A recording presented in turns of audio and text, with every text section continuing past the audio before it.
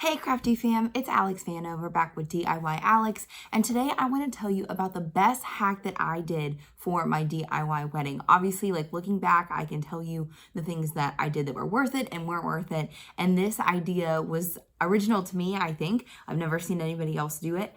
But it was by far the best tip that I can give you and the best thing that I did for myself during my wedding planning process. So stay tuned for that and make sure you stick around till the end so that I can tell you about the best way to plan one of these for yourself. So you'll understand that in just a moment. So let me tell you about some problems that I was having as a bride, and I bet that you probably had you are having as a bride yourself. Some of it is that my list was really long and I had no idea how I was going to get all my stuff done. Secondly, I was running out of time. My wedding was getting closer and I had no idea how I was going to get all these things done. Thirdly, I had these amazing friends who were like, hey, if you need anything for your wedding, let me know. How can I help you?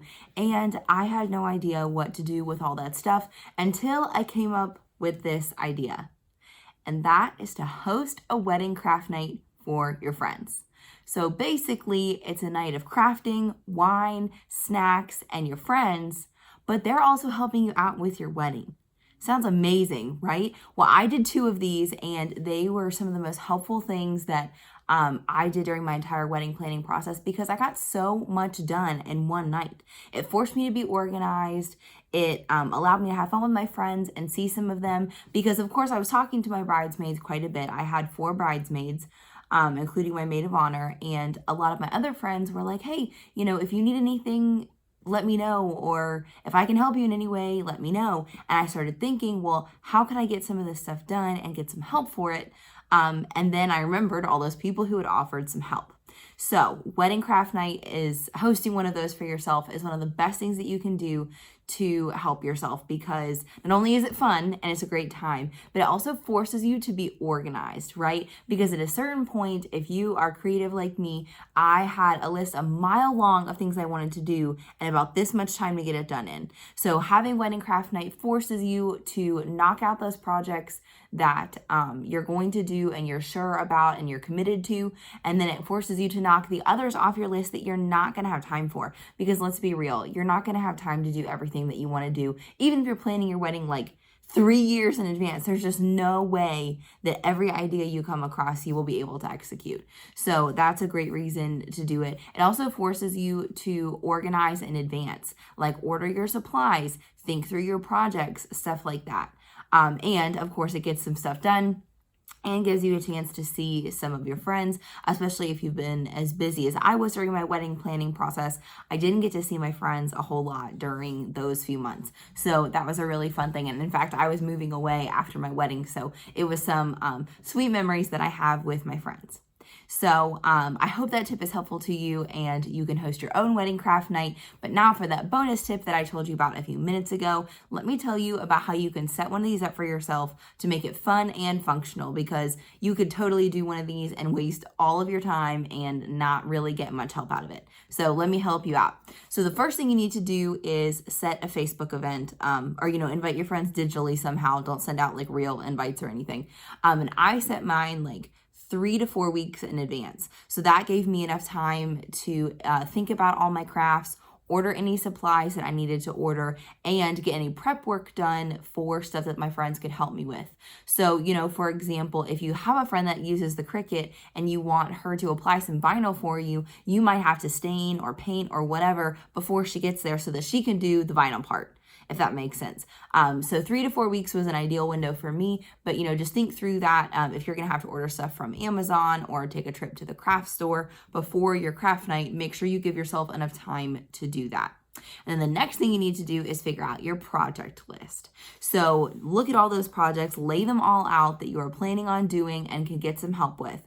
And the kinds of projects you want to think about for this is stuff that your friends can actually help you with. So don't expect your friends to have the Cricut skills that you do if they don't own Cricuts at home.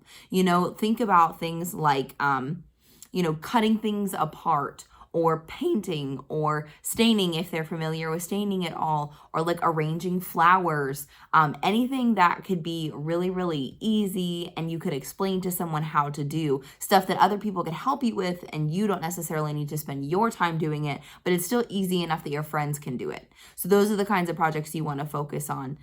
The kinds of things that I had my friends do, for example, like I had a scrapbook next to my photo booth station so that people could leave us a little strip of photos, because you get 2 out of the machine, so they could keep one and leave one for us and write us a funny note. And so I had a scrapbook available for people to do that, and I had my amazing friend Erin cut paper to size to fit in my scrapbook, right? That's something that anybody can do. I already had a paper cutter. I just needed somebody to get it done, and she was amazing for that.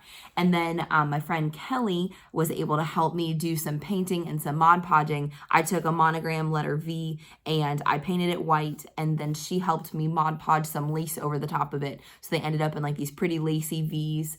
I had another friend, Angela, who I had the amazing benefit of Angela already knowing how to use the Cricut, which was awesome. But when she came over for craft night, she was able to help me decorate the wagon that my niece rode in down the aisle. She wrapped the pillow in satin that my niece was going to sit on, and then she actually like wired the flowers to the wagon itself. So that was really helpful, because I was like, I don't care, use these flowers and just make it pretty. You can always go back and adjust those things later, because you don't want to ask too much of your friends and like knock out all the fun because you're so picky about what you need done. Make sure that you're clear about your expectations, but also, be prepared for their creative interpretation of whatever you said to a certain extent.